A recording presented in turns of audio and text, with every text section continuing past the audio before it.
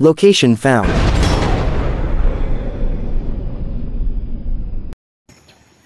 Hello mga katets, magandang buhay po sa inyong lahat. Isa na namang site ang ating ipapakita sa inyo ngayon.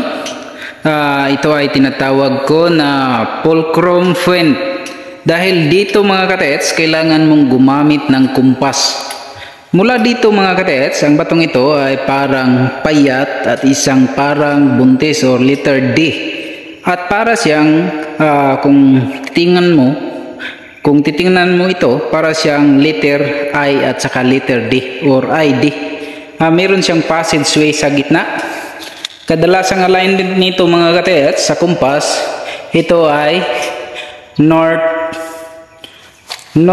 to south alignment.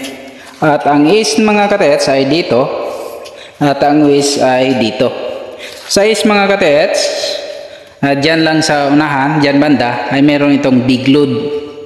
At ang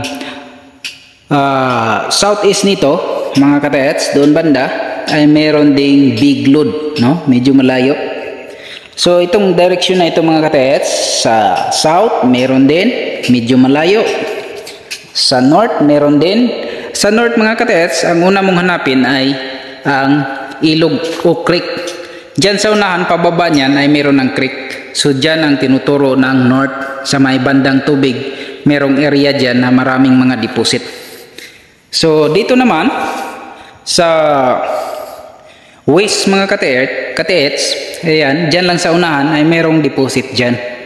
At sa northeast mga katets, dyan, northwest pala mga katets, dyan banda, merong sign na araw dyan. At sa baba ng sign na araw ay merong bunker. So nasa northwest ang bunker. So dito ang west direction mga katets.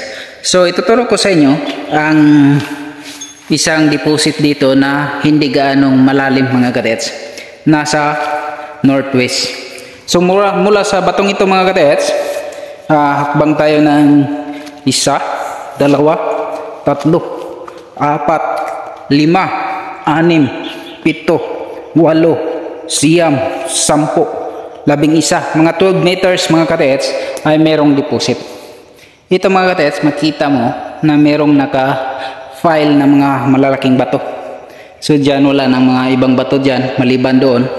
Yun ang fulcrum point. Bali siya yung nasa gitna. Dyan ka kukuha ng compass direction. Dyan mo magagamit ngayon ang inyong kumpas. Kasi mag-kumpas ka dyan north, south, east, west, no?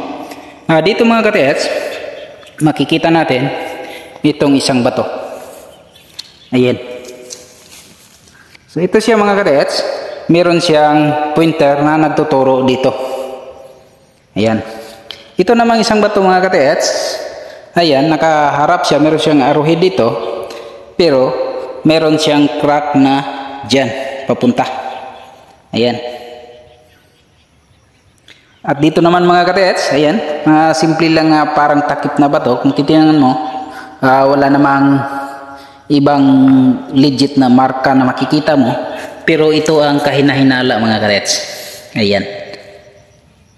Ayan, talagang sinadya yan. Inokit talaga yan. Ang bandang itaas dito parang nakaimbos pa. Ayan o. Ayan. So dito siya nakaturo. At dito naman, meron tong magandang marker dito mga katets, kaso binasag na. Ayan. So ito, ayan mga dot na nasa ibabaw, ibig sabihin yan under. Pero ito ang legit na marka niya mga katets, spiral. Ayan. Spiral na nakatagilid.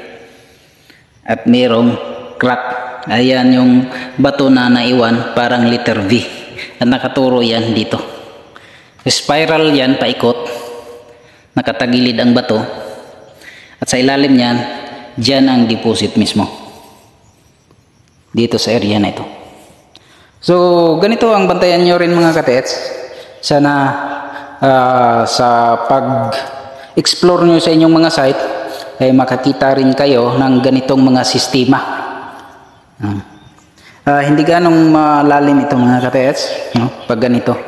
Kaso lang, yung ibang mga layout na ginawa dito ay maraming mga dipinsa na mga bato.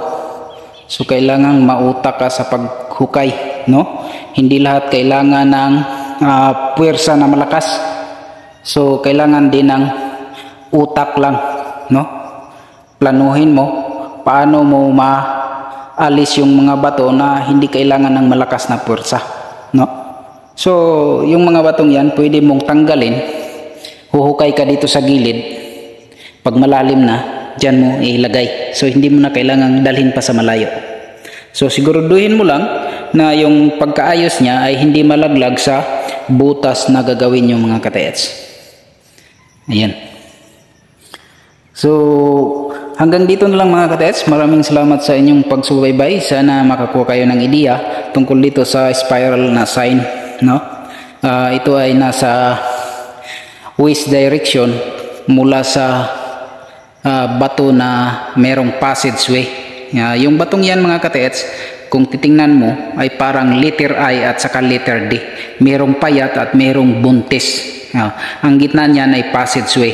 Ang kadalasang direction niyan sa gitna sa passageway ay north to south alignment mga katets.